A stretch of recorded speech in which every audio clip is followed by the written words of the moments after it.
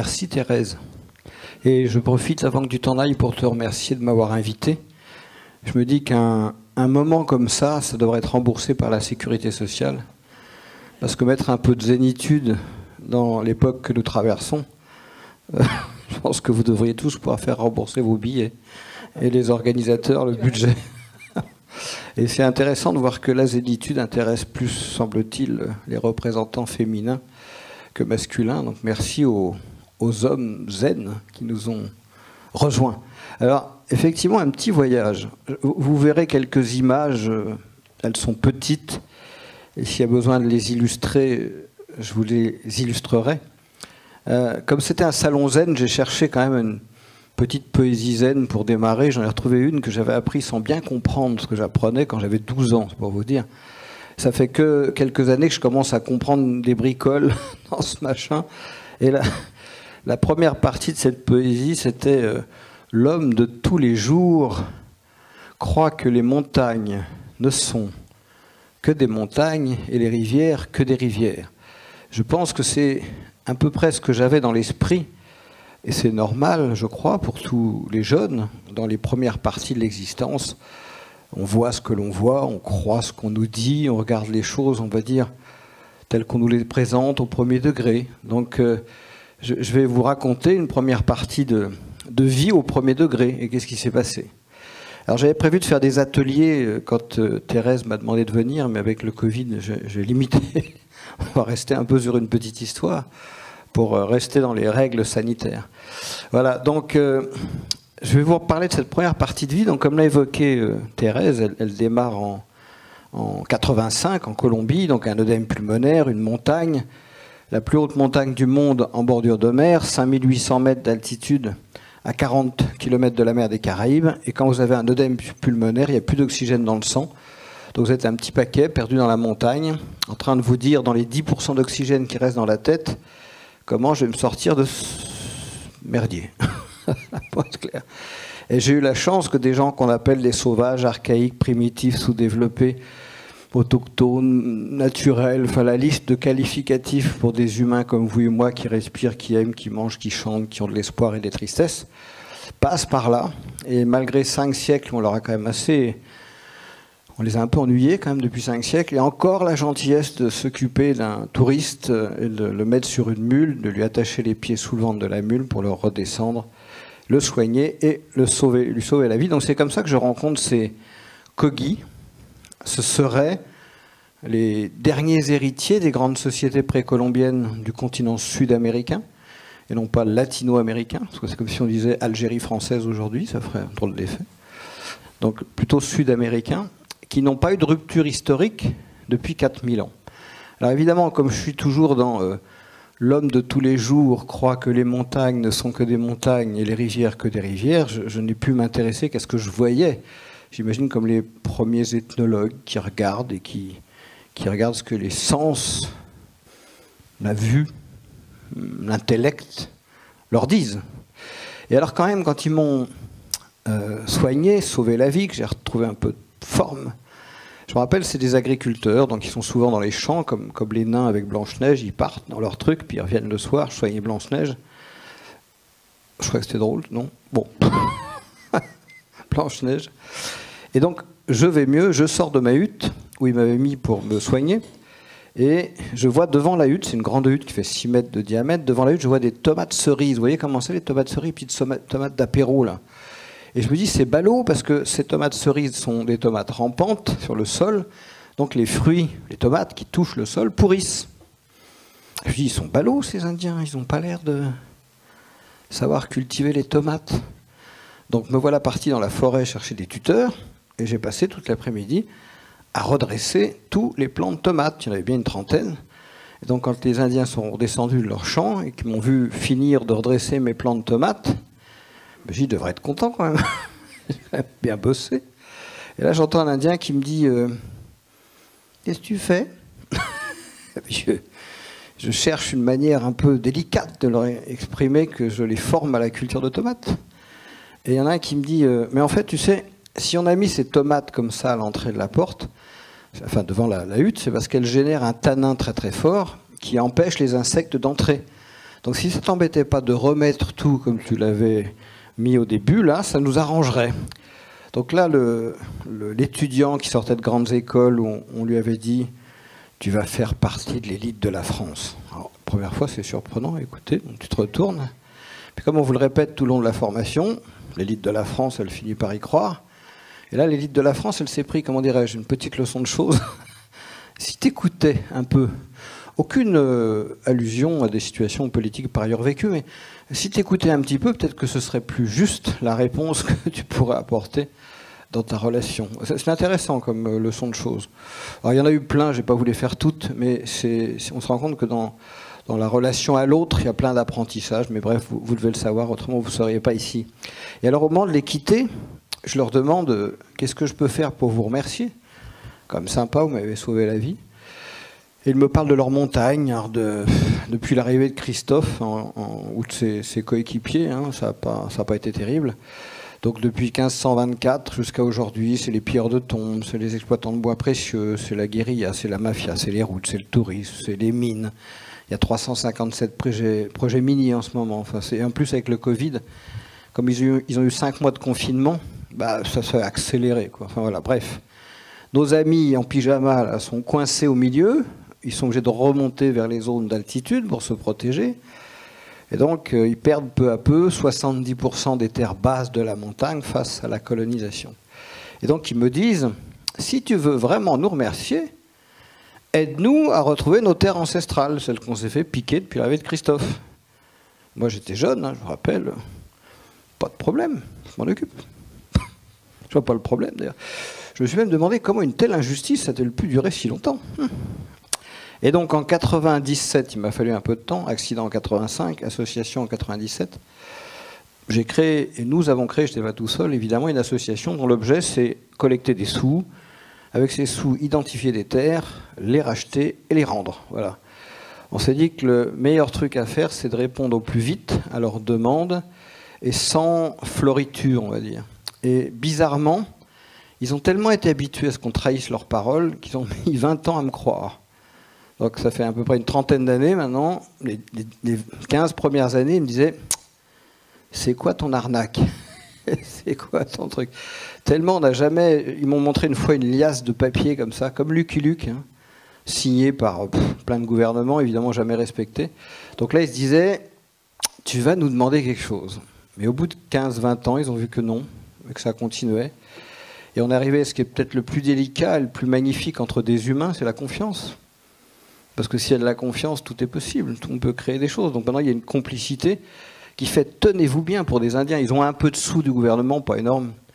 Ils nous mettent les sous sur notre compte bancaire alors qu'on n'a signé aucun accord, aucun papier, tellement ils ont confiance.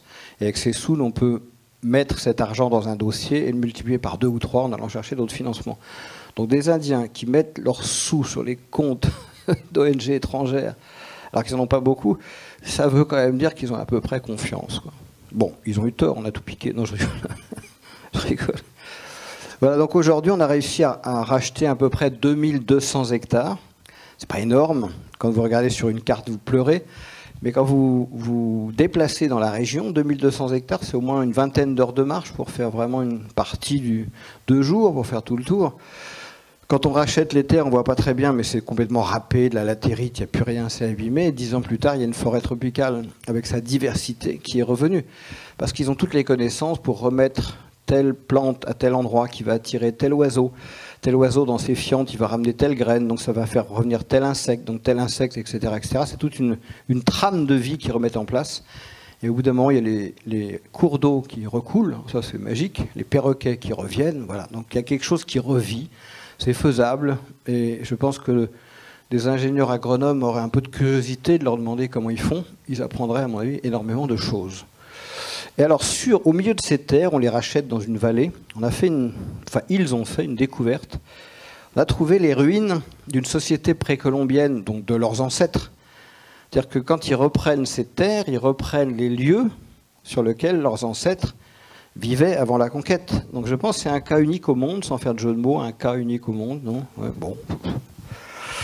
Où une société précolombienne qui n'a pas eu de rupture historique depuis 4000 ans retrouve un site, c'est comme si on mettait des Incas au Machu Picchu ou des Mayas à Palenque, non seulement ils le retrouvent, mais ils ont toute la connaissance pour le réveiller. Waouh! Et c'est très difficile de rencontrer une autre culture qui n'est pas la sienne en essayant de laisser ouverts les possibles et de retenir ses préjugés. C'est pas pour faire toute l'histoire de l'ethnologie à la française, hein. Il faut du temps pour arriver à se dire l'autre n'est pas moins ou plus, l'autre est différent pour répondre aux mêmes questions. Il a fallu énormément de temps et tout le monde n'y est pas encore tout à fait arrivé. Donc dans ce moment où on a trouvé cette cité, les Kogi ont commencé à la réveiller, là on a commencé à rentrer dans une relation de confiance qui va nous permettre et qui m'a permis de passer à la deuxième partie. Mais avant d'aller à la deuxième partie, quand même, je me suis demandé, finalement, j'ai essayé d'avoir un regard avec eux qui n'était pas ethnographique, comment ils mangent, comment ils vivent, des descriptions. Donc quand vous regardez les écrits des grands ethnologues, à la fin de leurs ouvrages, ils se disent, en fait, on s'en fout de tout ça. Ok, on compile et on compile et on compile, mais au fond du fond, c'est pas ça qui nous intéresse dans la rencontre de l'autre, c'est la rencontre de nous, de nous-mêmes. C'est marrant de voir des grands ethnologues, peu importe lesquels, qui arrivent à cette conclusion. Voilà. Donc en fait, moi, je me suis demandé finalement, la mission de ces humains, ils sont là pourquoi? Ils se lèvent le matin, comme vous, hein. Alors ok, ils mangent, ils font des bébés, ils font la fête, ils se disputent, parfois ils s'aiment, enfin, ils ont toute la gamme de l'humanité, mais qu'est-ce qui collectivement les... Voilà, quand le président Kogi prend la parole à la télévision Kogi, qu'il n'y a pas, hein, je rigole, mais qu'est-ce qu'il dit à son peuple? Qu'est-ce que c'est le message? Et j'ai trouvé deux choses. Le premier message, la première mission, voilà des gens qui passent du temps, de l'énergie, des compétences à soigner la Terre. Mais c'est concret, c'est pragmatique. À nous, c'est compliqué, hein, soigner la Terre. Mais même dans nos agendas, à quel endroit on dit, tiens, je consacre du temps à soigner la Terre? Donc eux, c'est un objectif clé qui oriente leurs activités. Waouh, c'est quand même pas mal, ça. Et alors, pour vous donner une petite indication de ce que ça peut vouloir dire, soigner la Terre, si vous la voyez un petit peu, c'est une image d'une montagne, en l'occurrence, c'est chez eux, et c'est une montagne telle que vous pourriez la voir si vous alliez là-bas prendre une photo. Je vais vous montrer une autre image de comment eux voient ça. Voilà comment ils voient la même montagne. Et tout ce que vous voyez, les traits jaunes, les traits rouges, les traits bleus, enfin, c'est une vraie toile d'araignée, de plein de couleurs et en 3 dimensions. Ils appellent ça les Chikwakala. Ce sont toutes les trames invisibles qui couvrent ce territoire et qui en fait le rendent vivant. Et alors pour vous illustrer de manière un peu plus précise ce que ça peut vouloir dire, si on faisait un écorché en médecine, on enlève la peau, comme ça c'est pas très agréable, et on voit en dessous les réseaux sanguins, les réseaux nerveux, les réseaux énergétiques, les réseaux ventilatoires, qui relient les organes et qui font que vous êtes là et que vous m'écoutez gentiment, vivant. Il n'y aurait pas les réseaux qui relient les organes, il n'y a pas de vie. D'accord? Donc en fait, ça les amène non pas à parler de territoire, mais de corps territorial. Et non pas de paysage, mais de paysage. C'est-à-dire que ce sont des territoires objets. Là, si on allait à la délégation départementale de l'aménagement du territoire, lui dire « garçon ou fille, tu n'aménages plus les territoires, tu les ménages », il y aura un blanc. Qu'est-ce que ça peut bien vouloir dire ménager un territoire? Et qu'est-ce que ça peut bien vouloir dire regarder un lieu, non plus comme un objet qu'on peut exploiter, voilà, mais comme un sujet? Donc avec un sujet, on dialogue, c'est un sujet agissant. Je ne sais pas si vous voyez le petit chamboulement épistémolo-méthodologique, hein, de regarder ça comme un acteur. Ça va? Vous êtes là pour l'instant, ça va? Vous me dites, hein? Mais vous allez voir que ça va plus loin. Ça, c'était dans ma première partie de rencontre. Ça va. Il y a un petit scoop, rien que pour vous. Et si, c'est vrai. Deuxième mission de vie que j'ai essayé de chercher chez eux, pourquoi ils se lèvent le matin, pour apprivoiser le cheval fou qui est en nous. Voilà des gens qui organisent leur vie pour soigner la Terre et pour apprendre à vivre à peu près ensemble en paix. Ça vous semble archaïque comme mission de vie? Ça ne veut pas dire qu'ils y arrivent, ça ne veut pas dire qu'ils sont parfaits, ils n'ont pas une petite auréole d'ange, il y a sûrement des coquilles très, très, très bêtes aussi, il y a de la diversité humaine. Mais quand même, dans ce qui oriente leurs actions, soigner la terre et vivre en paix. Donc c'est-à-dire que pour les enfants, c'est comme si on emmenait nos enfants, l'eau que tu bois, elle sort d'où, les déchets, ils vont où, on se chauffe comment, enfin qu'on aille un peu plus loin, que j'essaie de refaire un cours d'histoire géo, j'ai une formation de géographe avec mon fils qui a 13 ans hier, je ne comprenais pas, alors j'étais embêté. Je ne comprends pas ce qu'il te demande, le prof. Ça n'a pas de sens pour un gamin de 13 ans, c'est une horreur absolue, quoi. Donc 2 missions de vie. On change de registre. Je vieillis, le temps passe, devient un peu moins ballot. Il y en arrive, je ne sais pas si certains connaissent un peu le Qigong ou les tantièmes du corps, on progresse, on s'ouvre, passe dans d'autres chakras pour certains. Et là, on passe à ce moment de la vie où soit soi-même, soit par le biais d'un choc extérieur, une maladie ou un accident, on sort de sa coquille, de son négo-système, c'est-à-dire moi au centre et l'importance des choses, tout ce qui est important, le boulot, le statut social, le jeu, le moi, enfin tout ce que vous voulez. Voilà. Et on commence à se dire, tiens, en fait, il y a d'autres gens. On regarde autour de soi. Et tout ce qu'on me montre, tout ce que je vois, n'est pas aussi simple que ça a l'air. On commence à regarder un peu derrière l'apparence des choses, des mots, des formes, des discours. Vous me suivez? On s'intéresse à pourquoi ça. On commence à mettre un peu de questionnement, ce qui n'est déjà pas donné à tout le monde. Et alors ce que j'ai découvert, donc ça c'est la deuxième phrase, c'est les sages s'aperçoivent que les montagnes ne sont pas que des montagnes et les rivières pas que des rivières. Il y aurait autre chose derrière. Mais quoi? Alors, dans un salon comme celui-là, vous devez répondre tout de suite.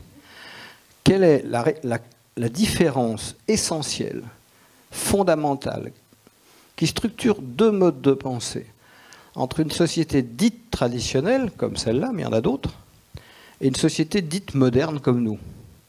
Qu'est-ce qui différencie fondamentalement ces 2 sociétés, qui fait qu'on fonctionne à l'envers les uns des autres? On a jusqu'à 17h. L'aspect collectif en fait partie, mais c'est pas ça que je cherche. Je cherche quelque chose, mais c'est pas ça. Alors, des valeurs, ça en fait partie, et effectivement, le respect est une valeur qui n'est pas négociable. Chez nous, elle l'est. Chez eux, elle ne l'est pas. Mais c'est pas ça que je cherche. Il y a de ça, mais vous pouvez faire mieux. Alors, connexion à la nature, oui, mais alors si on va un poil plus loin, qu'est-ce que ça veut dire? On est sur la bonne voie. Ouais, tout ça me va bien, mais derrière, je suis assez pragmatique, il y a un élément fondamental qui structure complètement différemment nos sociétés des leurs. Un élément. L'individualité. Ils sont au service de quelque chose, mais de quoi? Donc, on tourne autour, hein, monsieur au fond. Ah, les croyances en font partie, mais ça va plus loin que ça. Il faut juste penser à enlever la moustache. Alors là, il faut m'expliquer parce que je ne suis pas au courant. Comment? Ah, d'accord. C'est même... En fait, on est un peu compliqué dans nos têtes. C'est plus simple que ça. Respecter les lois du vivant. C'est-à-dire... Alors, il n'y en a qu'une qui a le droit de sortir, je vous en prie. Oui, mais je suis d'accord avec vous, mais ça a une conséquence immédiate en termes d'organisation, ce que vous venez de dire, respecter les lois du vivant. Au regard de quoi, on va dire l'État pour faire court, décide que ça c'est bien, c'est possible. Non, c'est même pas ça, et ça c'est pas bien. Ce sont des hommes, plus des hommes que des femmes d'ailleurs, qui dans des chambres spécialisées, députés ou sénateurs, édictent des lois. D'accord ? Et si vous ne respectez pas ces lois, c'est comme le code de la route. Amende, sanction, prison, faites ce que vous voulez. Or, ces lois, nous le savons, parfois, pas tout le temps, mais parfois, vont à l'encontre de la vie, pour des intérêts effectivement divers et variés. Dans ces sociétés-là, ce n'est pas les lois des hommes. C'est qu'est-ce qui fait qu'on est vivant? Ah ben oui. Et c'est très pragmatique. Et ces lois, elles s'incarnent où? Où est-ce que l'on voit les lois de la nature vivre, s'incarner? Ouais, dans la nature, mais plus précisément. Non, sur le territoire. Pour ça que si nous n'avons plus de territoire vivant, nous ne pouvons plus voir les lois de la nature s'exprimer que dans un seul endroit.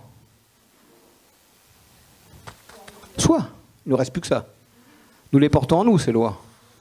Je ne sais plus quel sage a dit, on va cacher un trésor incroyable, là où tous ces gens ne les trouveront jamais, là.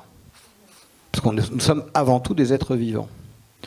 Donc c'est en cela, je pense que toutes les démarches zen ou autres qui nous permettent un peu de rentrer dans comment ça marche, quoi, nous ramènent à cette évidence. Donc dans d'autres modernités, c'est la loi des hommes, malheureusement plus que des femmes, qui change quand ça les arrange, sur la base de principes pas toujours très explicites, ça va?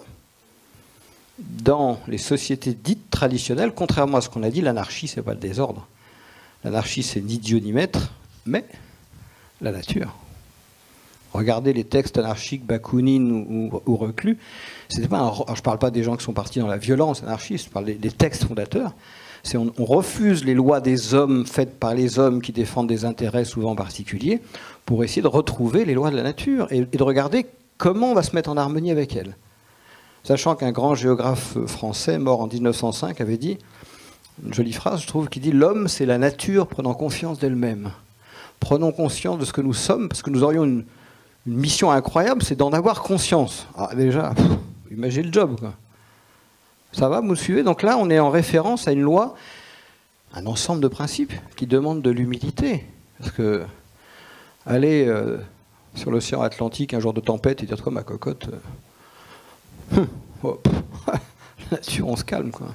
Et dans plein de traditions, on vous fait baisser la tête, on vous invite à, même physiquement parfois, à retrouver cette posture d'humilité face à quelque chose qui nous dépasse complètement.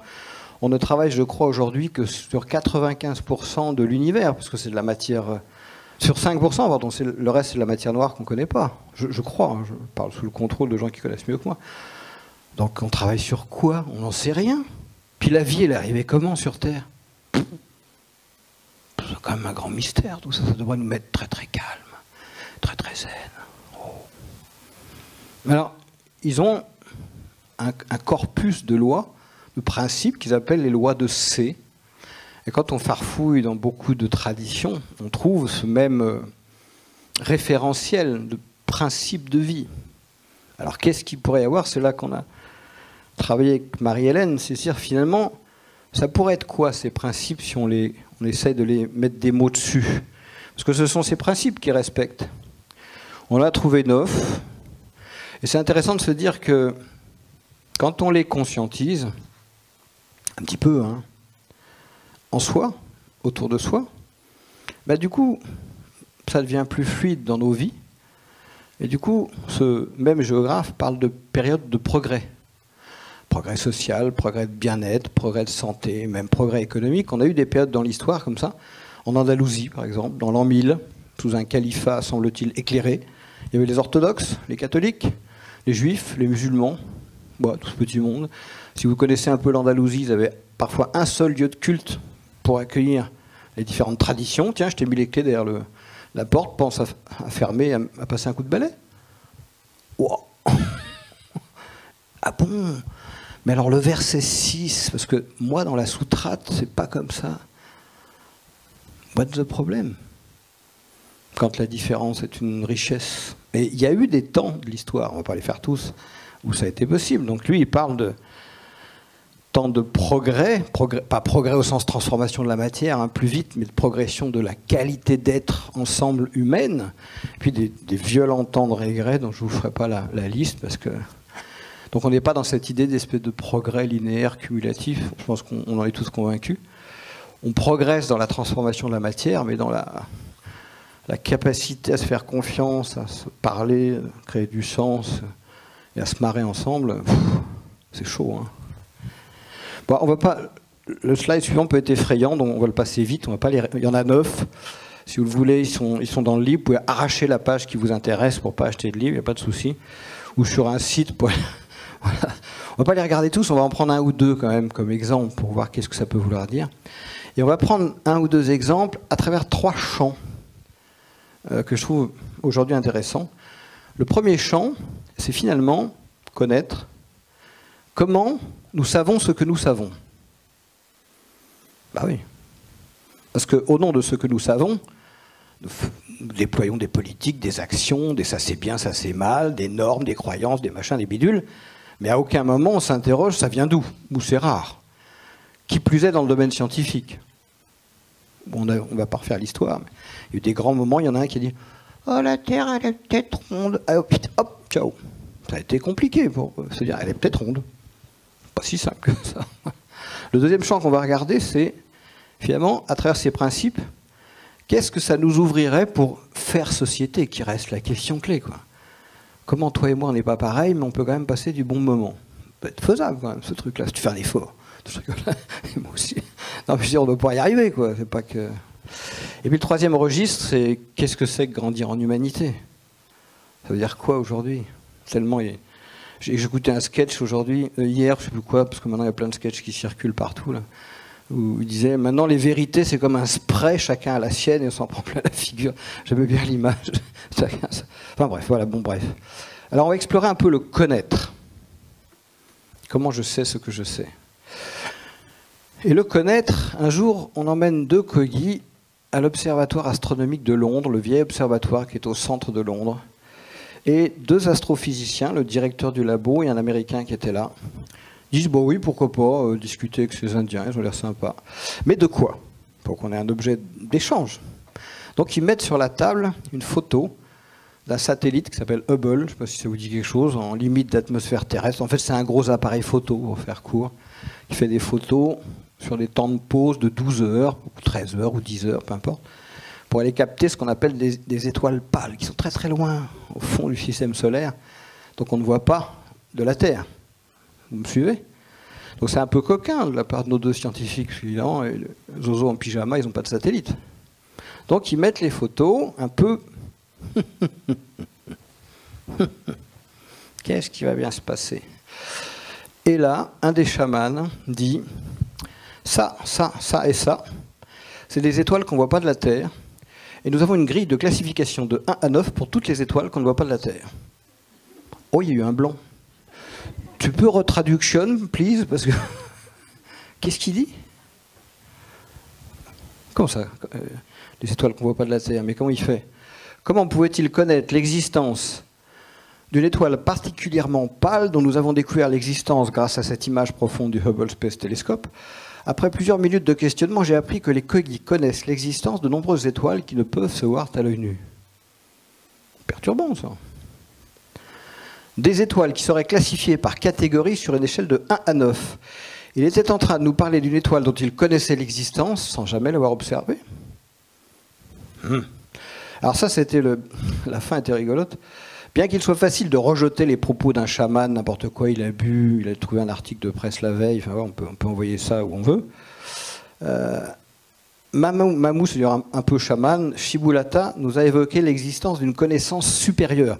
Ça, c'est insupportable, ça, parce que vous avez un monsieur ou une dame avec des années d'études et un laboratoire extraordinaire qui a un mec, un pyjama, qui dit « Gars, j'ai une connaissance supérieure. » C'est impossible sur un plan conceptuel de notre monde à nous. Vous voyez ce que je veux dire? Un jour, il y a Thomas Pesquet qui était là-bas avec l'émission Voyage en Terre Inconnue. Puis à un moment, il s'arrête, et puis il dit, c'est quand même surréaliste ce truc. Moi, je suis au top de la science. Enfin, il tourne dans sa boîte de conserve avec les tas de photos. Il disait aux Kogi, je vais prendre des photos pour vous montrer où ça va mal. Et les Kogi disaient, mais on sait très bien où ça va mal. Ça va rien nous changer, tes photos. On sait, c'est pas le problème. Et Thomas Pesquet s'arrête quand il dit c'est quand même phénoménal. On a techniquement, politiquement, économiquement tout, et on arrive à rien faire. Ils ont rien et ils arrivent à faire des trucs. Et on voyait que Thomas Pesquet, c'était une grande perplexité quand même, mais très sympa le garçon par ailleurs. Donc la question qu'on s'est posée derrière, c'est finalement, je vous le dis, pour certains c'est peut-être une évidence, hein. Les Kogi ont-ils des connaissances, pas savoir, attention, je ne parle pas de savoir, ont-ils des connaissances que nous ignorions? C'est la base d'une démarche scientifique. On est d'accord? Il ne s'agit pas de dire oui, ils sont parfaits, ils ont tout compris, c'est pas ça. Il s'agit de garder l'étonnement et le doute, et de garder un point d'observation avec du doute, de la réflexion et de l'analyse. Mais si on ne doute pas, et si on n'accorde pas de crédit à l'autre et à son regard, ben on passe à côté de tout, de l'autre, de la relation, de tout. Donc on a exploré, ouais, bien sûr, mais c'est pas gagné, hein, je vous emmène dans un laboratoire, vous allez voir. Donc c'est là qu'on a invité 4 Kogi, 3 chamans et un traducteur, parce que la traduction est quand même complexe, à visiter une région de la France, la Drôme, qu'ils connaissent absolument pas. Quand on leur a dit, vous allez en France, ils ont dit, ça se mange, ça se boit, c'est quoi la France? Non, c'est un pays. Ah bon? Et le chaman qui est là n'était jamais sorti d'1 kilomètre carré de sa montagne. Leur job, c'est d'apprendre un peu l'équivalent de points d'acupuncture. Nous, on a des points d'acupuncture sur le corps territorial, il y a des points d'acupuncture, et il y a un chaman par point d'acupuncture. Ça va? Donc il n'est jamais sorti pendant toute son éducation. C'est comme s'il il était né, il avait grandi sur le pouls. Voilà, il est spécialiste du pouls du territoire. Donc il vient en France, il voyage, il prend l'avion pour la première fois. On l'a perdu quand il s'agit de le faire venir. Tellement quitté chez lui, il ne savait pas où ça voulait aller. Voilà, enfin, bref, il arrive. Et on leur dit, promenez-vous une semaine et faites-nous, proposez-nous un diagnostic de santé de ce territoire. Ils sont partis se promener. Vous connaissez la Drôme? C'est joli. Et on a posé la même question à 30 scientifiques, un peu ouverts quand même, le chakra du cœur un peu ouvert, pour se dire, tiens, sillonnez le même territoire et faites-nous un diagnostic de santé territoriale. Il y avait des historiens, des philosophes, des biologistes, des géographes, tout ce que vous voulez, un astrophysicien. Alors ils ont commencé, les Kogi, par partir en montagne, et les scientifiques par partir dans les archives du département, chercher les photos, normal, chacun son... pour essayer de comprendre le lieu où ils mettaient les pieds. Donc on ne comprend donc pas de la même manière. Et puis ils ont cherché des cartes géologiques, enfin, bref, chacun a fait son petit business. Et bien on s'est retrouvés. Et alors là, c'est assez génial quand on s'écoute. C'est incroyable ce qu'on peut se dire. Alors, je ne vais pas vous faire tout parce que ce serait long, mais il est sorti 4 types de choses. La première chose qu'il en est sorti, c'est que nous sommes tellement ignares de la nature que eux voient des choses, mais d'une évidence, d'un bon sens que nous ne voyons plus. Un exemple, on va voir où vous en êtes, c'est le test. On est devant une source. Donc c'est une zone marécageuse qui est sous les falaises de montagne, et la zone marécageuse en dessous, un petit peu en dessous, il y a une grosse cuve en béton. Je ne sais pas si vous avez déjà vu ces sources avec des grands machins qu'on peut ouvrir et fermer pour aller nettoyer de temps en temps. Et tout autour de la zone marécageuse et des cuves en béton, grillage et barbelés. Normal, pour pas qu'il y ait des oiseaux ou je sais pas quoi, des animaux qui viennent faire leurs besoins là-dedans, il faut de l'eau propre. Et 2 gros tuyaux qui partent à droite vers un village, à gauche vers un autre village. Et le chaman regarde ça, l'air de... En fait, il regarde ça atterré. Et à votre avis, pourquoi?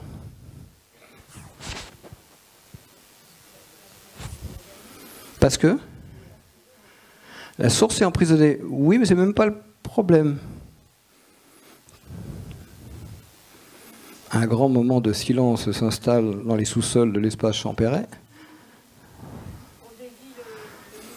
Ouais, mais c'est même pas ça. Ils le dévient des fois pour faire des irrigations dans leurs champs. Non.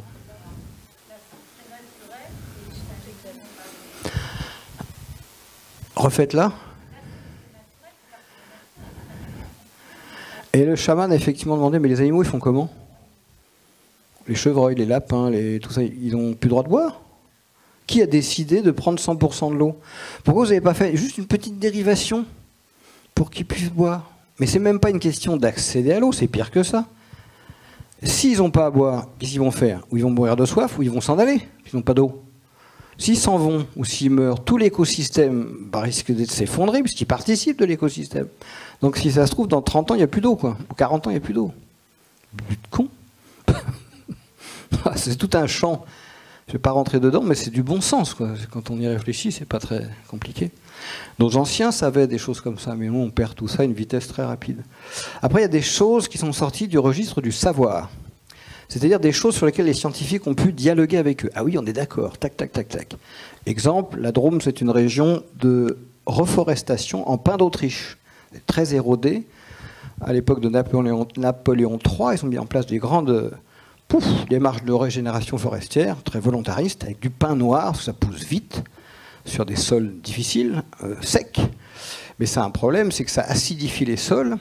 Ça ne permet pas aux arbres natifs, le hêtre ou des arbres comme ça, de repartir. Donc il n'y a pas d'animaux, c'est des forêts vides. Il n'y a pas d'animaux, il n'y a rien à manger. Ils n'ont rien à manger, les animaux. Donc c'est des forêts vides. Nos amis Kogi arrivent devant la forêt et nous expliquent toute l'histoire de la région sur un plan forestier.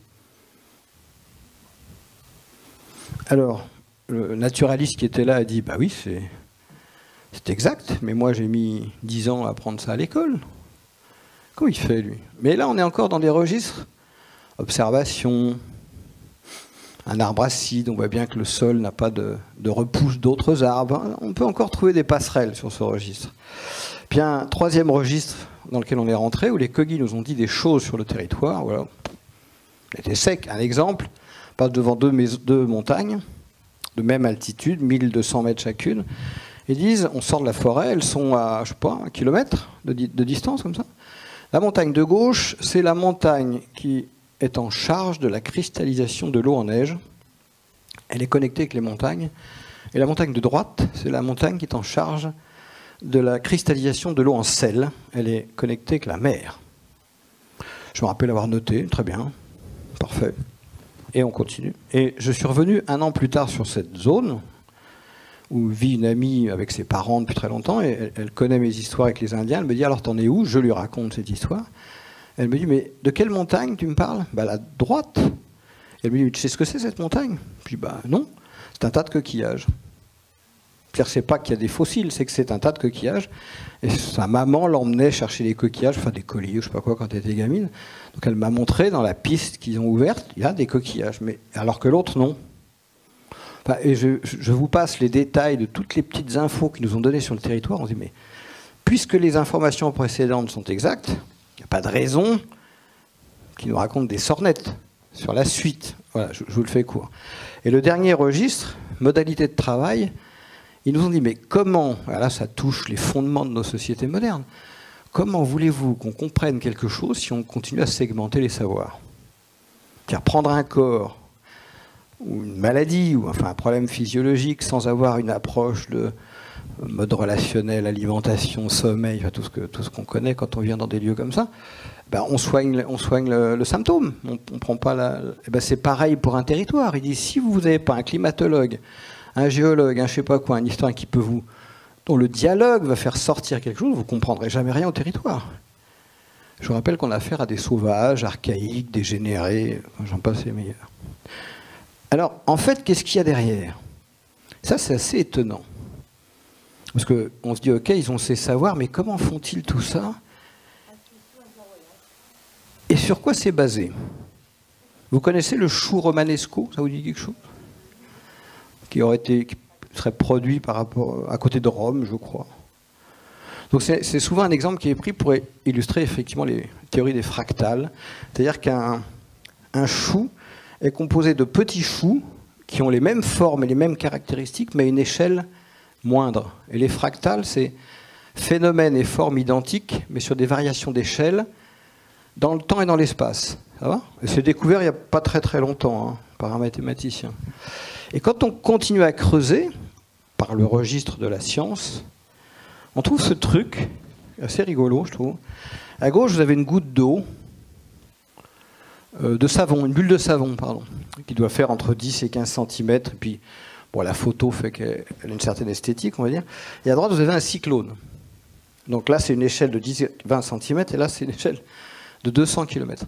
En laboratoire, ils ont travaillé sur est-ce que les fluides, les écoulements à la surface de la bulle de savon répondent à une loi, et laquelle? Sur une bulle de savon. Et ils ont transposé cette loi au cyclone, et ça marche.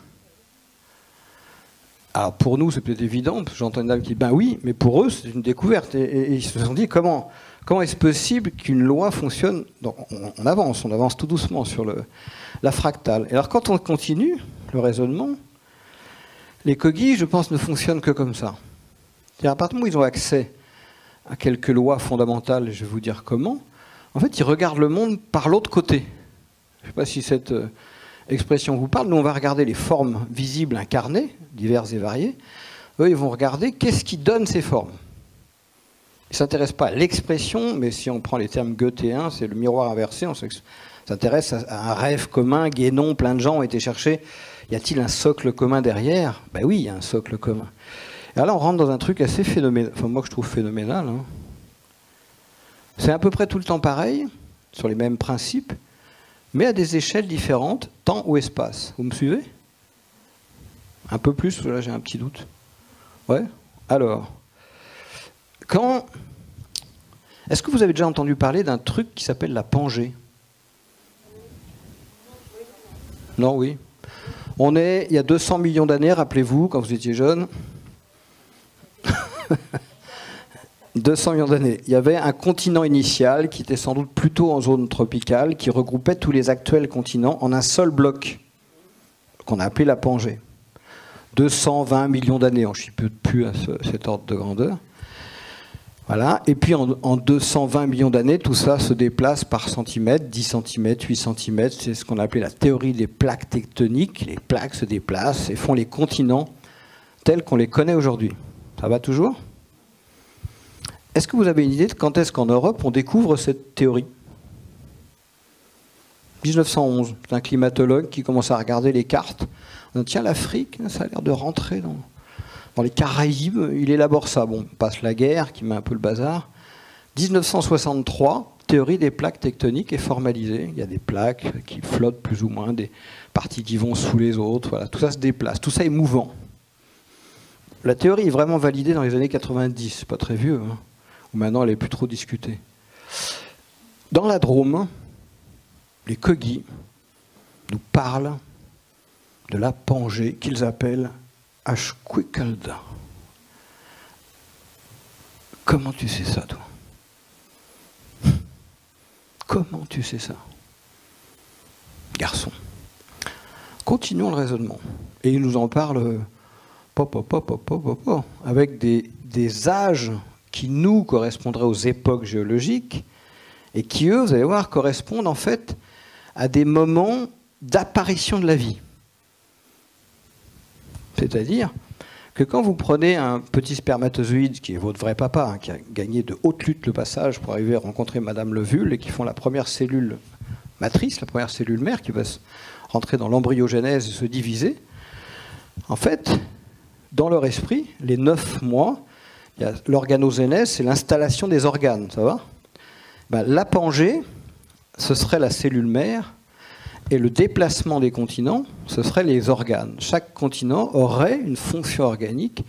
Et donc, ce qui fait que la Terre devient un organisme vivant, c'est donc les relations énergétiques. On revient au Chikwakala, liquide, aérienne. Le vent est pour eux fondamental.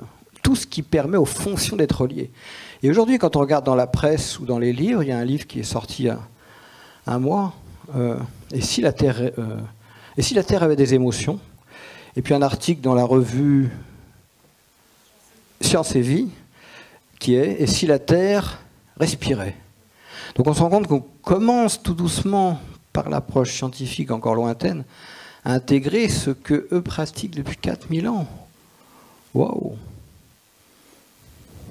Et donc si on va un petit peu plus loin, quand la cellule mère commence son processus, j'espère que je ne dis pas trop de bêtises, en fait elle se divise en 2 voies. Une partie qui rentre dans l'embryogenèse et une partie qui fait le placenta.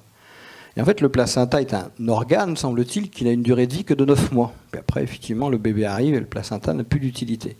Chez nous, chez eux et dans les traditions, le placenta est précieusement conservé. Et chez nous, c'est récent, depuis une dizaine d'années, qu'on commence à comprendre qu'on peut faire des choses avec. Cellules souches, soigner des brûlures, des choses comme ça. Parce que dans ces cellules du placenta, il y aurait des cellules qui n'ont pas engagé le processus d'embryogenèse. D'accord ? C'est des cellules de vie avant la vie, avant l'embryon. Vous me suivez toujours ? Donc si on transpose ça à la Terre aurait un placenta. C'est-à-dire que la Terre aurait des endroits où nous aurions, les chamans, parce qu'on ne fait pas ça n'importe comment, auraient accès à la mémoire de la vie avant la vie. Bien, la vie, c'est ce qu'on peut observer, mais avant la vie. Qu'est-ce qui a déclenché ça? Et quand je suis retourné voir les deux garçons qui m'ont sauvé la vie à 34 ans, c'est là que j'ai appris leur boulot. Je leur dis, qu'est-ce que tu fais là-haut? Je garde Meiwaka, ou l'aube de la pensée, c'est-à-dire la mémoire de la vie avant la vie. On peut prendre ça comme on veut, mais sur un plan poétique, c'est absolument magnifique.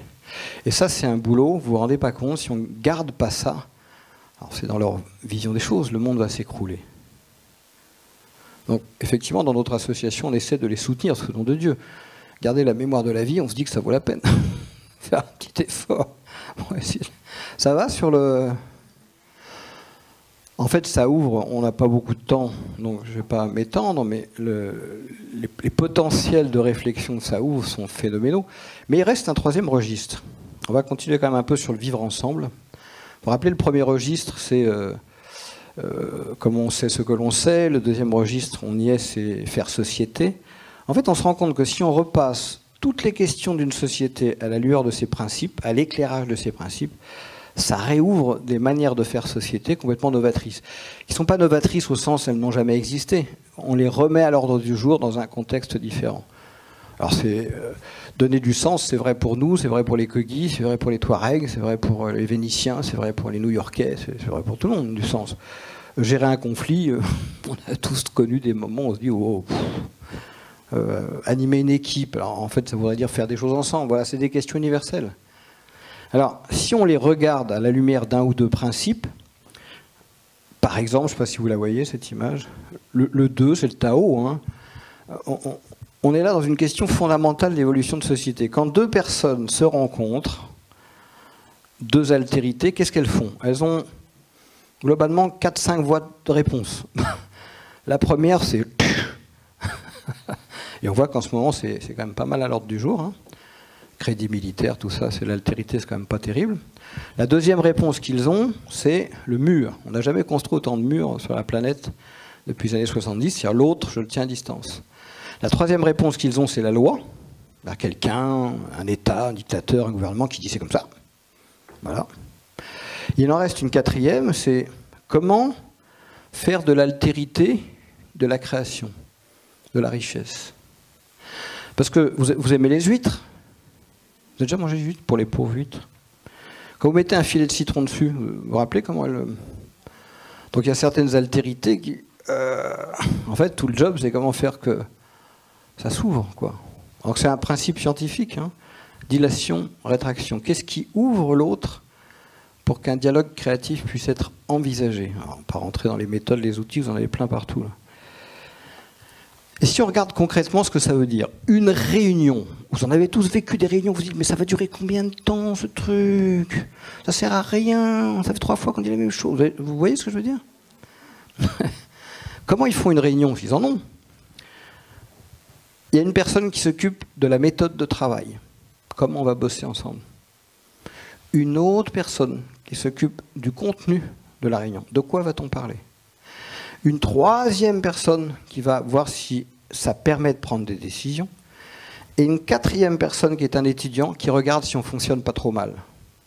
Et qui va faire ce qu'on appelle un retour d'expérience. Ouais, c'était moyen, non c'était bon, ouais, c'était bien. Donc il apprend à observer ce que c'est qu'une bonne réunion. Si je prenais l'exemple d'un gâteau, le premier s'occupe de la recette, le deuxième s'occupe des ingrédients. Et c'est une des clés pour tenir à distance quoi? L'ego.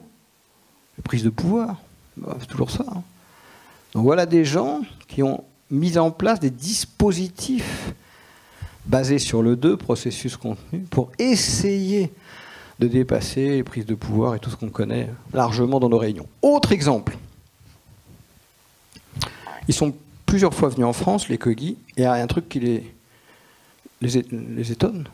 C'est pourquoi il n'y a que des mecs qui dirigent? Que des garçons. Parce que c'est même pas une question de genre, de droit, c'est même pas ça. C'est que vous raisonnez à moitié. C'est ballot. Pourquoi vous raisonnez pas complètement? Parce que en raisonnant avec 2 points d'observation, si on prend un point masculin et un point féminin, c'est pas aussi caricatural que ça, mais prenons ça. Bien sûr que ça va être le plus riche. Bien sûr que c'est le plus intéressant. Alors ça, c'est un truc qui les sidère. Chez eux, toute décision est prise sur une question un peu clé, les garçons discutent entre eux de la question, et les filles discutent entre elles. Donc chacun avec son registre, ses centres d'observation. Et après on regarde, quand on rapproche, qu'est-ce que ça donne. Donc c'est sans arrêt un aller-retour entre les deux regards, masculin et féminin. Et c'est symbolisé, bon, je ne vous ferai pas la description du symbole, tellement c'est important, c'est ça qui donne la créativité. Alors, est-ce que malgré le Covid, vous voulez tenter une petite expérience? C'est pas obligé, ceux qui n'ont pas envie ne le font pas. Mais ça vous fera un peu bouger, puis moi ça va m'économiser la salive. Mais on arrive à un deuxième principe. Le premier principe, c'est donc l'altérité, le 2. Comment on le gère, comment... Voilà. Le deuxième, c'est la relation. Nous ne sommes, vous n'êtes que le fruit de nos relations. Point barre. Avec nos ancêtres, notre histoire, nos parents, nos amis, nos voisins. Après, on peut démultiplier ça à l'infini. Mais il faut déjà la conscientiser, cette relation, et il faut voir comment on l'habite. Alors, on a encore... on vous tiendrait un petit quart d'heure encore, ça va? Eh bien, on essaie de se mettre... Vous essayez de vous mettre l'un en face de l'autre à 1,24 m de distance, par binôme, avec quelqu'un que vous ne connaissez pas. Je vous en prie. Comme vous voulez, vous vous levez, vous faites ce que vous voulez. Pour le monsieur ou la dame qui filme, ça va être casse-pied, mais pour vous, ça va être bien. Donc vous vous levez, vous cherchez quelqu'un que vous ne connaissez pas, vous dites bonjour, et si vous voulez vous prêter au jeu, si vous ne voulez pas, vous ne le faites pas, vous mettez à 1,30 m de distance, vous n'aurez même pas à vous parler, donc c'est pas très grave. Et voilà, ça doit faire une petite quantité de binômes dans cette pièce. Vous avez 2 minutes.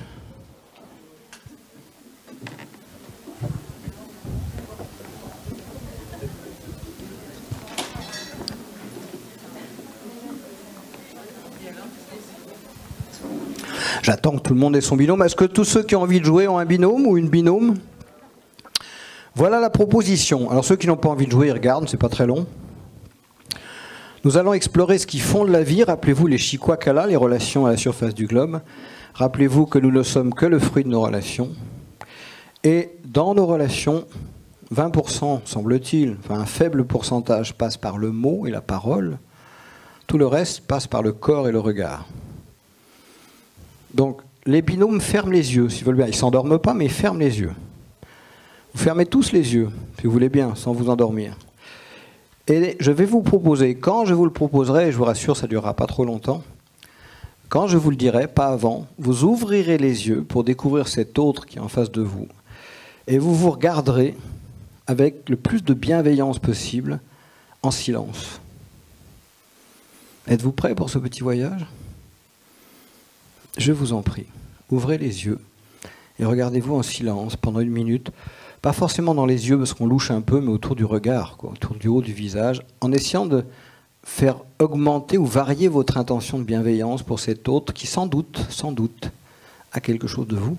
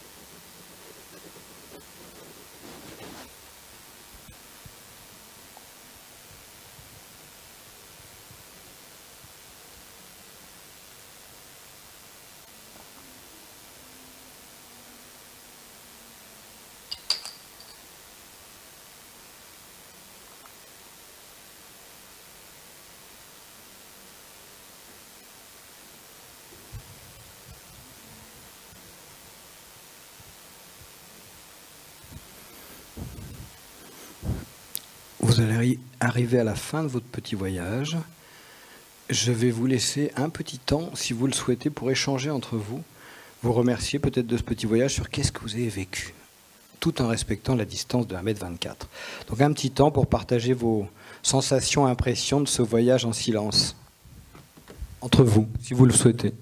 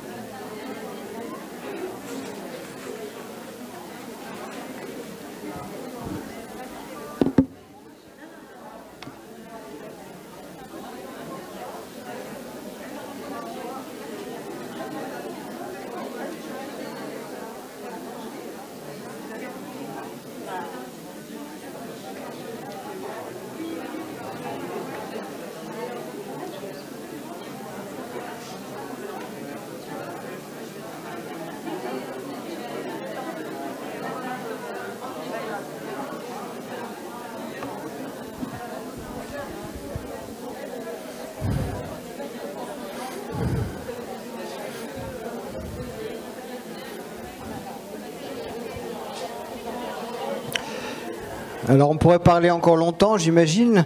Est-ce que ça vous va si on prend place pour la dernière partie du voyage? Vous remontez les tablettes, vous redressez vos sièges. Il m'est arrivé une fois d'oublier le chronomètre. Et les gens sont restés comme ça 5 minutes. Là, vous êtes resté 1 minute. C'est pas très long, hein? Alors, pourquoi cet exercice à ce moment-là? Avez-vous entendu parler d'un principe scientifique qu'on appelle l'apoptose? Qu'est-ce qu'il pourrait nous dire, pour ceux qui en ont parlé, qu'est-ce que c'est? Ah là, j'ai suicide d'une cellule. Oui, mais pourquoi elle se suicide? L'apoptose, c'est un phénomène de suicide cellulaire. Effectivement, une cellule se suicide. Mais il y a une raison.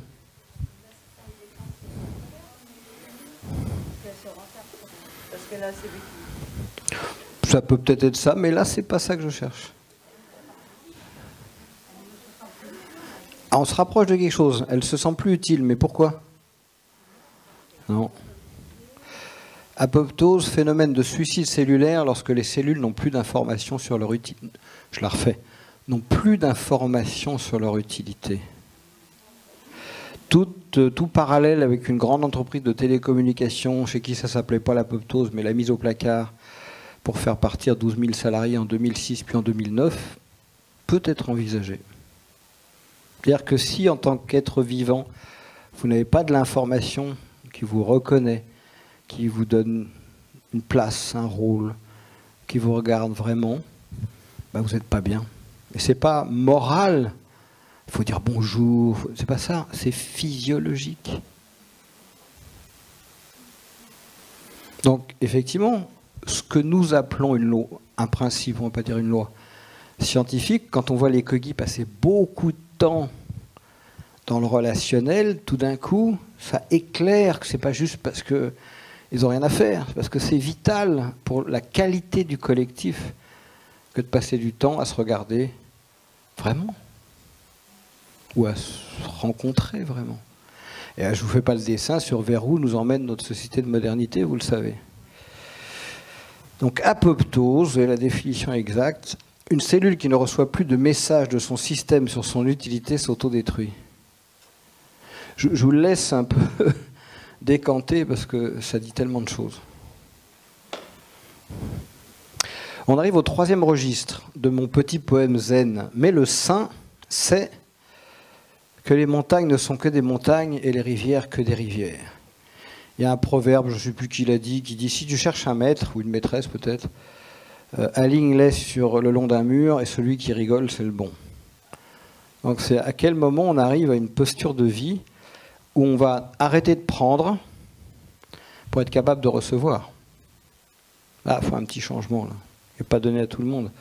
Donc c'était cette phrase de Confucius, mais vous l'avez peut-être retrouvée. Hein. Nous avons 2 vies. Alors j'ai pas connu Confucius, mais la phrase est bien. Nous avons 2 vies. Ça c'est la naissance, en bas du losange vert. Ça c'est la mort. Et ces 2 parties de losange, c'est votre parcours de vie. Et finalement, qu'est-ce qu'on fait de sa vie entre là et là? Et dans ces 2 vies, la première partie de la vie, on est très égo, systémique, centré sur soi, sur ce qui est important. Et c'est bien, et tant mieux, et il faut passer par là, c'est pas une critique. On a vu tout à l'heure qu'il y a tout d'un coup un moment où on réalise qu'on n'est pas tout seul au monde, qu'il y a d'autres gens. Jung a très bien théorisé ça, hein, dépendance, contre-dépendance, interdépendance, voilà, et indépendance. Puis arrive un moment où on se dit, tiens, comme les collègues qui ont les cheveux blancs, ah, il me reste plus que... bon, un certain temps. Disons qu'on commence à voir la fin. Donc on se dit, ok, l'important, ouais, c'est fait, tout ça. Mais maintenant, qu'est-ce qui est essentiel? Qu'est-ce qui va faire sens pour mes dernières années de vie, finalement? Qu'est-ce qui compte vraiment? Finalement, qu'est-ce que c'est être debout aujourd'hui? Pour vous l'illustrer, j'avais envie d'inviter une personne qui m'a beaucoup touché, qui s'appelle Mathilda, donc vous avez la photo là, une dame âgée, sans doute autour de 90 ans. Mathilda a à peu près subi tout ce que la colonisation a pu faire subir à une femme indienne. Je ne vous en fais pas la liste, je vous la laisse imaginer. Déplacements, torture, viol, enfin bref, ça a été la totale.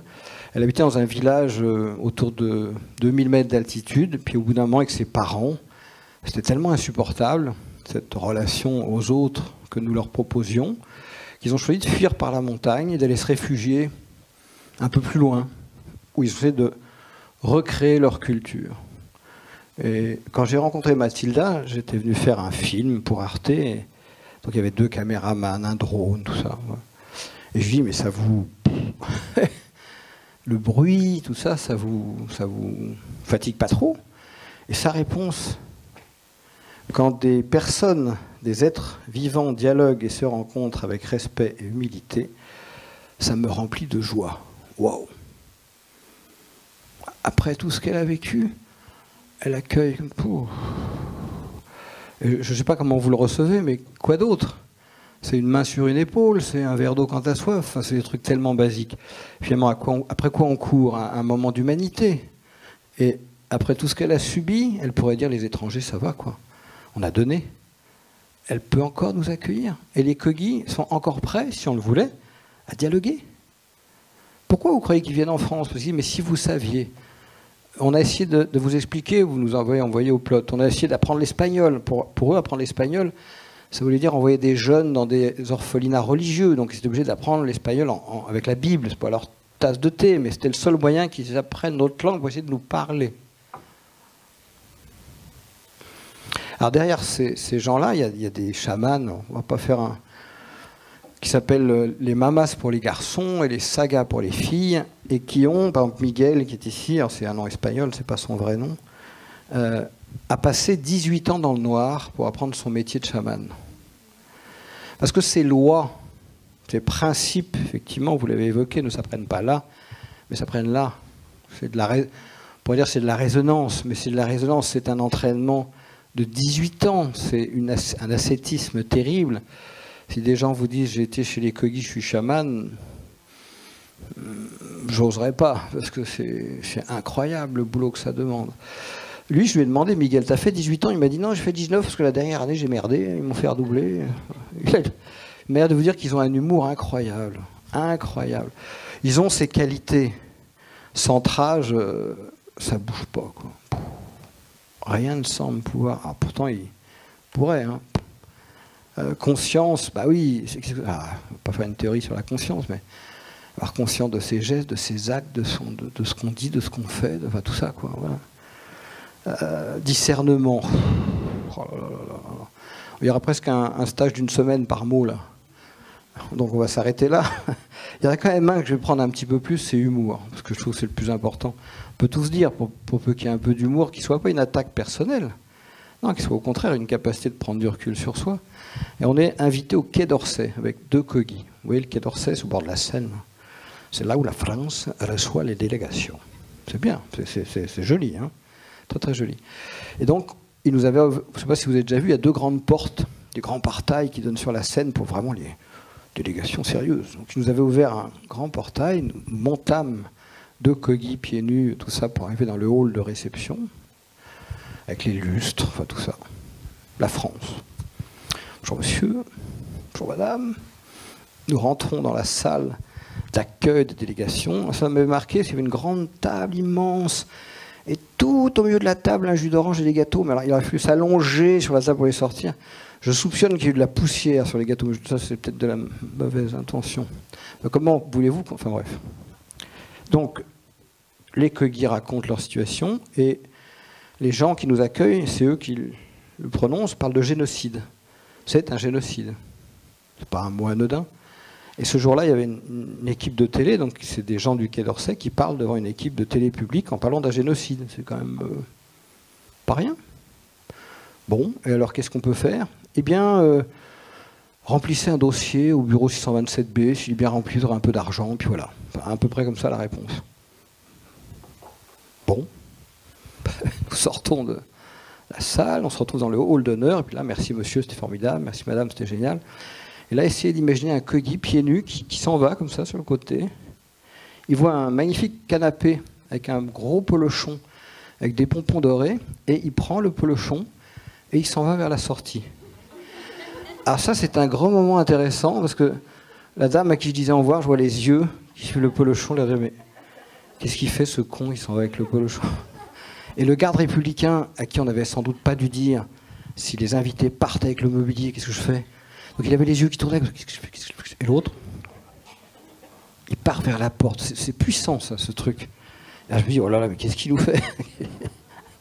Il arrive sur le pas de la porte, et je me dis, s'il passe la porte, il va se passer un truc, là. Et je vois tout son corps qui fait... Il se marre comme un bossu, gentiment, hein. Puis il repose le polochon, puis il s'en va. Voilà des gens à qui tu dis, tu vis un génocide, et quelque part ils font, je t'emmerde, enfin, mais gentiment. Voilà. Donc l'humour, et on a tous, je suis sûr que vous avez vécu des choses difficiles. Je ne vous le souhaite pas qu'il y en ait d'autres, mais on traverse tous des moments compliqués. C'est pas toujours facile de prendre ce recul, mais qu'est-ce que ça fait du bien, quoi. On a bien ri de cette histoire. Je termine par une petite histoire, puis je m'arrêterai peut-être là. Je crois beaucoup à la copulation cosmique. Ah, ça, c'est la partie travaux pratiques. Fermez les portes. Il ne pourra jamais y avoir de transformation de ce monde si on n'a pas compris qu'il n'y a pas une matrice, il n'y aura rien. On est d'accord, on est tous arrivés, les garçons et les filles, parce qu'à un moment, une maman nous a portés, nous a fait quelque chose, a accueilli quelque chose qui a donné une naissance, d'accord. Aujourd'hui, il n'y a que des garçons qui disent Yaka, faucon, il faut faire ceci, il faut faire cela, il n'y a plus de matrice. Si jamais on retrouvait socialement une matrice, ça pourrait permettre aux idées qui doivent émerger d'émerger. La matrice est là pour féconder, être fécondée et permettre l'émergence. Je vous dis ça parce que c'est au cœur de la pensée Kogi. L'arrivée d'un bébé, c'est la même chose sur le plan physiologique et spirituel.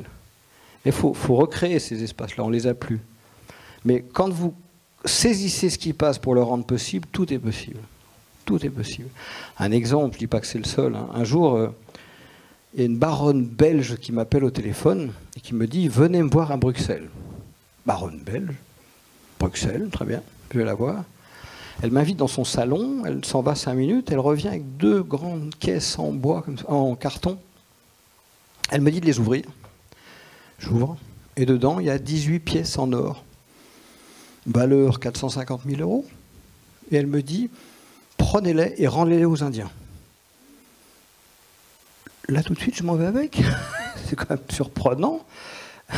Elle avait acheté ça il y a 40 ans, à l'époque où le pillage des tombes était autorisé, organisé, avec des cartes de pilleurs de tombes. Elle les avait gardées pour pas qu'on les fonde.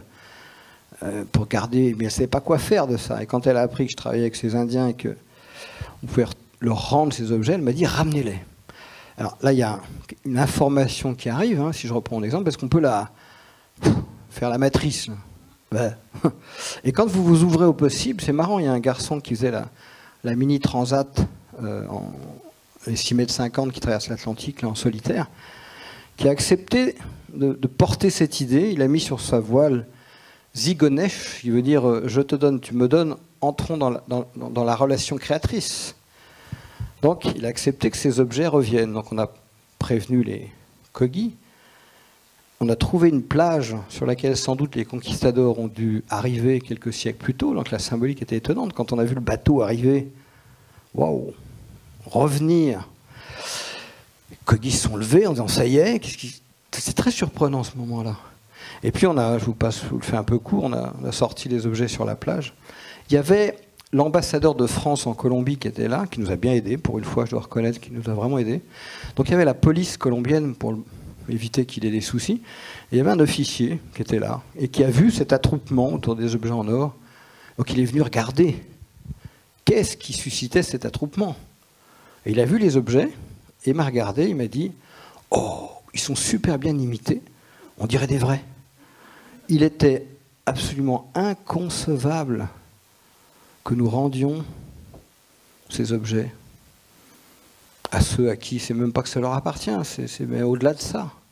Ce jour-là, ça faisait 3 ans qu'il n'avait pas plu, il a plu. Alors pas des trompes, mais il a plu. Et on retrouve notre Bernardo qui était descendu exceptionnellement, qui a dit vous vous rendez pas compte ce que vous faites. L'or, on l'utilise nous pour soigner la terre, faire de l'acupuncture. Et donc la mère terre est tellement contente qu'on puisse ressoigner la terre qu'elle pleure. On peut l'entendre comme de la poésie, on peut l'entendre comme on veut, peu importe. Donc ils sont repartis. Si j'avais pu enregistrer les mots chatoyants que j'ai eus de la ministre de la Culture sur le fait de rendre ces objets assez...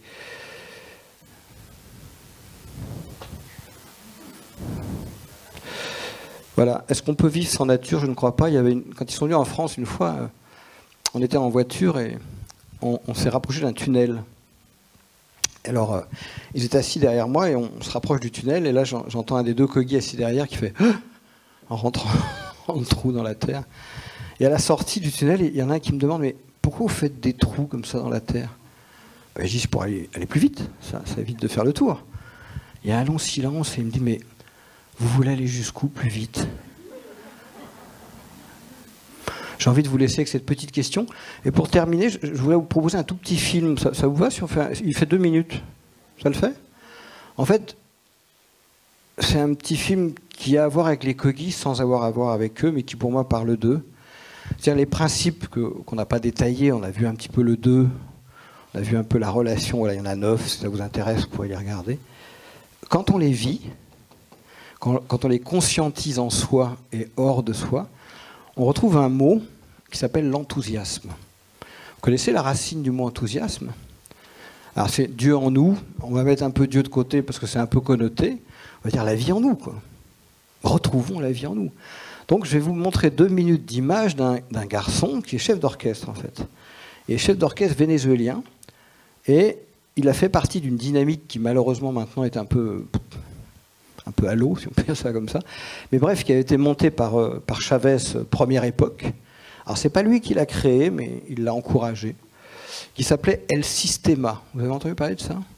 El Sistema, ça voulait proposer à tous les enfants des bidonvilles de sortir de la pauvreté et de la violence par la musique classique. Donc le Venezuela s'est couvert d'orchestres, de tout niveau. Hein. Et puis ils faisaient des sélections, et donc il y avait l'orchestre régional, national, etc. Et Dudamel était le chef de l'orchestre national. Alors il n'y a pas que des jeunes venus de bidonville, mais plus de la moitié viennent des bidonvilles dans ce que vous allez voir. Et donc il y a un journaliste, aujourd'hui il travaille à l'orchestre de Los Angeles, pour dire que c'est un bon chef d'orchestre. Il a été recruté là-bas. Il y a un journaliste qui lui a demandé quel est le rôle du chef, ou du leader, ou je ne sais pas quoi, celui qui monte le chemin, ou celle qui monte le chemin. Il a eu 2 réponses. La première sur son visage. Il avait un sourire. Vous regarderez sa tête. Il a un sourire, on a envie de l'embrasser, quoi. Donc vous connaissez peut-être les neurones miroirs. Hein, quand vous voyez quelqu'un qui sourit en face de vous, ça vous donne déjà envie de sourire. Deuxième réponse. Le rôle du chef. Ouvrir des espaces de liberté pour que chacun puisse contribuer à l'œuvre commune. Je crois que c'est que de ça dont on a besoin aujourd'hui. Et regardez ce que ça pourrait donner. Il y a un petit test quand même dans ce machin, c'est qu'à deux reprises, je vais avoir besoin de vous, parce que c'est un morceau où il chante beaucoup. Donc il y a des moments où je vais vous demander de mettre de l'enthousiasme, si ça vous va. Hein. Si le son marche, on va essayer. Vous voyez à peu près, ça va ?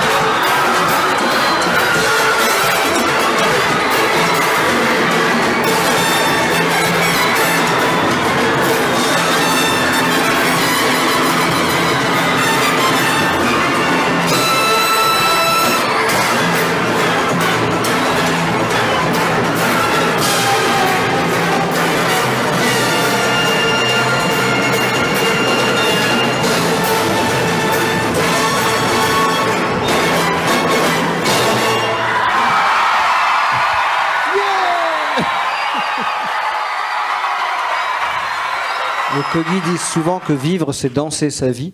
Et je pense qu'aujourd'hui, notre monde, il a un peu besoin d'enthousiasme, quoi, qu'on y croit un peu. Voilà. En tout cas, merci de m'avoir écouté pendant ce voyage. Si vous voulez une question ou deux, évidemment, c'est faisable. Je crois qu'il faut venir là. J'ai bien compris. Il nous reste 10 minutes. Ou si vous la faites forte, peut-être, mais peut-être que vous vouliez l'enregistrer, les gens qui enregistrent, je ne sais pas. Pas de questions? Oh la vache! Vous êtes assis? Vous êtes fatigué? Il fait trop chaud? Je t'en prie, je vous en prie, pardon. Le jeune homme, puis après au fond, alors.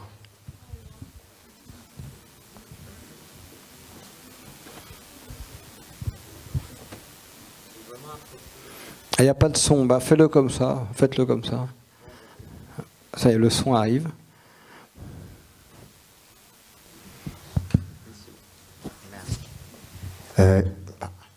J'ai vraiment apprécié votre conférence. Et moi, ma question, c'est... Moi, j'aimerais bien vous suivre dans votre... cavalcade. Absolument, tout à fait, c'est ça.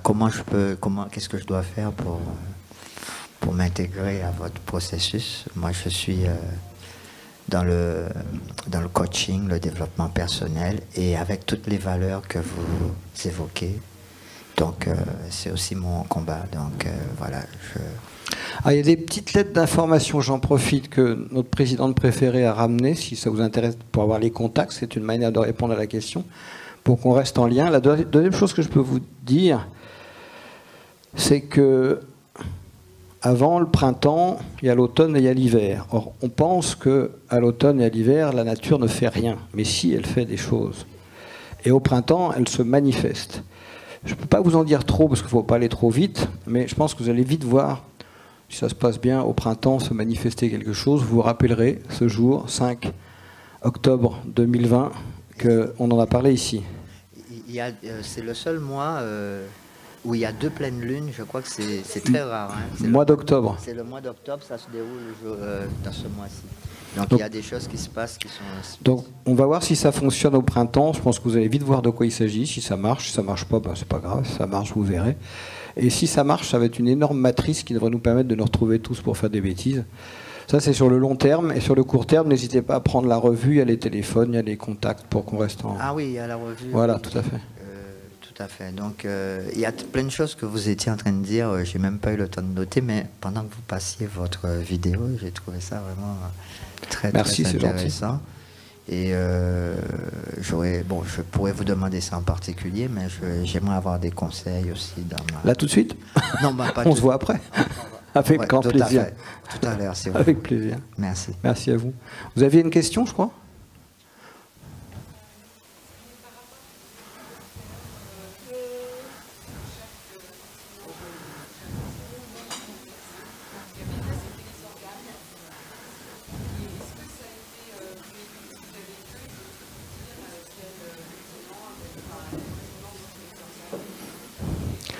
En fait, on est en train d'en parler avec eux, parce que non seulement chaque continent serait lié à quelque chose d'organique, une fonction, et à une couleur. Et pour eux, les couleurs ne sont pas juste une couleur, c'est des personnages.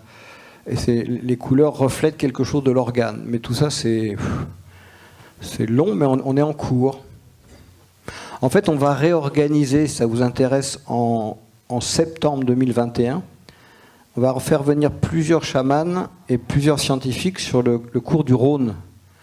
Et ils vont croiser leurs regards depuis le Mont Blanc, qui est notre montagne mère à nous, jusqu'au delta du Rhône. Alors, on ne va pas pouvoir faire tout, mais on va choisir quelques points pour aller un pas plus loin. En fait, quand on a fait la première expérience, on ne savait pas s'il allait sortir quelque chose. C'était un test, et en fait, ça a dépassé complètement ce qu'on imaginait. Donc maintenant, on va faire une deuxième expérience qui permettra d'aller plus loin. Et c'est très troublant de voir des gens qui viennent de loin, qui ne sont pas dans leur culture, de déceler eux-mêmes, étaient surpris, en Europe, des trucs qu'ils comprenaient tout à fait sur un plan, on va dire, et subtil, et géologique, et climatologique, parce qu'il n'y a pas que du subtil. Et une fois, on était au centre météo de Toulouse, Et on visitait le centre météo, puis évidemment, il y a la dame, le monsieur, je ne sais plus, qui fait la météo du jour. Alors arrive la question, et demain, il fera quel temps à Toulouse? Il devait être 11 h du matin. Alors la dame, demain, il pleuvra. Et je revois Miguel, qui était avec nous, qui va près de la fenêtre. Il y avait une fenêtre qui regarde par la fenêtre et qui dit non, il ne pleuvra pas. Et l'histoire a fait que le lendemain, on est revenu. Il n'a pas plu. Et je me rappelle avoir dit à la dame, il n'a pas plu. Ouais, mais c'est du hasard. Alors, il y a plein de choses aussi très, très pragmatiques. Et c'est ce juste chemin entre le ressenti intuitif et l'analytique qu'on essaie de réouvrir pour faire le choix de la vie. Parce que si on veut voir le choix de la vie, la première photo, c'était un coquelicot qui perce le béton. C'est pas le béton qui gagne. Une autre... Je vous en prie. Le micro. Je vous remercie déjà pour ce magnifique partage. Moi, je ne vous connaissais pas du tout. Je ne sais pas ce qu'il y a dans la brochure. Je n'ai pas lu votre bouquin. Ce que je comprends de cette conférence, c'est qu'effectivement, des lois de la nature régissent tous les phénomènes et que micro, macro, ce sont toujours les mêmes lois. Qu'à partir du moment où on a cette connaissance, on peut tout lire, tout comprendre, tout percevoir. Et donc, là, vous avez, je crois, énuméré 9 principes. Donc, a priori, 9 lois cosmiques ou naturelles. Est-ce que vous les partagez? Est-ce que vous... enfin, je veux dire, quelle est en fait... J'ai bien compris que vous aidez les Kogis dans leur reconquête et en même temps, vous, comment dirais-je, vous faites le trait d'union pour que justement cette connaissance ancestrale puisse un peu nous nourrir et nous réveiller de notre torpeur. Mais concrètement, en France, là, par rapport à des gens comme moi qui ont soif de cette connaissance subtile des lois, qu'est-ce que vous pouvez nous proposer? Il y a 2 réponses, une qui sera peut-être positive et l'autre plus difficile, je ne sais pas. Mais en fait, ce que proposent les Kogis, c'est quelque chose que proposent toutes les traditions, ce n'est pas que les Kogis, Oui. sauf que la force des Kogis, de mon point de vue, c'est qu'elle est extrêmement pragmatique, extrêmement ancrée dans le réel et qu'elle ne s'est pas peut-être perdue, ça c'est un avis très personnel, dans des représentations du sacré. Mais en fait, c'est conscientiser le sacré. Alors, c'est un chemin. Oui, on fait quelques stages dans l'école dont tu as parlé Thérèse tout à l'heure, d'initiation. Mais c'est un chemin... Pourquoi je vous ai mis ce losange? Parce que je suis capable de vous en parler à 60 ans. Et encore, je pense que si je me réécoute dans 10 ans, je veux dire, je dis comme connerie. Donc la question qui se pose à vous, c'est avez-vous envie de vous engager dans un chemin de cette nature? Après, dans ce chemin-là, il y a des stages qui peuvent exister.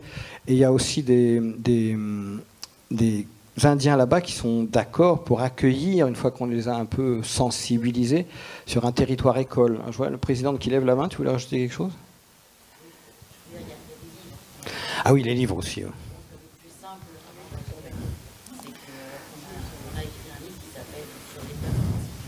Voilà, d'accord, c'est ce que je disais. Je n'ai pas encore lu leur livre, mais il y a sûrement déjà des enseignements. D'accord, ok. C'est comment ici, on vous dit ici, on peut déjà prendre notre principe et savoir quoi. D'accord, très bien. Bon, j'ai déjà bien sûr commencé mon chemin. J'imagine. Voilà. Et donc, moi, ce qui m'intéresse, effectivement, plein de traditions offrent ce genre d'approche, plus ou moins masquée ou plus ou moins couverte de représentations qui peuvent prêter à des interprétations. Mais cette connaissance très... Enfin, je veux dire... ce que j'ai ressenti, c'est vraiment... presque physique, finalement. Le premier enseignement, il est simple. Quand vous allez chez eux, il est tellement simple que parfois on l'oublie. C'est que pour être en lien avec un territoire, il faut boire et manger ce qui est produit par le territoire. C'est le premier pas. D'accord. Quand vous arrivez chez eux, passez déjà une semaine à ne manger que ce que le territoire produit, et encore dans un certain sens. Okay. Parce que ça va informer votre corps, ça va vous remettre en harmonie. Déjà, vous rentrez là-dedans, et dans des cycles. Et ça peut durer une semaine. Et après la semaine, vous commencez tout doucement. Vous mettez en résonance votre... Vous mettez le corps en résonance avec ce qui pousse, ce qui vit, ce qui respire sur le lieu où vous travaillez. Il y a rarement des pratiques chamaniques ou traditionnelles hors d'un lieu. C'est assez rare. Bah écoutez, ça me touche d'autant plus. Bon, je vais finir mon propos. C'est que je suis architecte et que depuis le début de mes études, j'avais été interpellée. Dis-moi où tu habites, je te dirai qui tu es. Et donc j'ai fait mon parcours là-dessus. Et en fait, mon vœu le plus cher, c'est justement de pouvoir être vraiment à l'écoute d'un lieu pour y répondre dans mon intervention, dans le respect de ce vivant. Et donc, ça touche forcément à tout ce qu'on vient de dire. Je vous remercie. Non, moi je vous remercie infiniment parce que l'architecture est une expression importante du sacré. Merci. On en reste là, ça vous va? Écoutez, merci d'avoir supporté la chaleur, le baratin, tout ça. Merci beaucoup. Bonne soirée.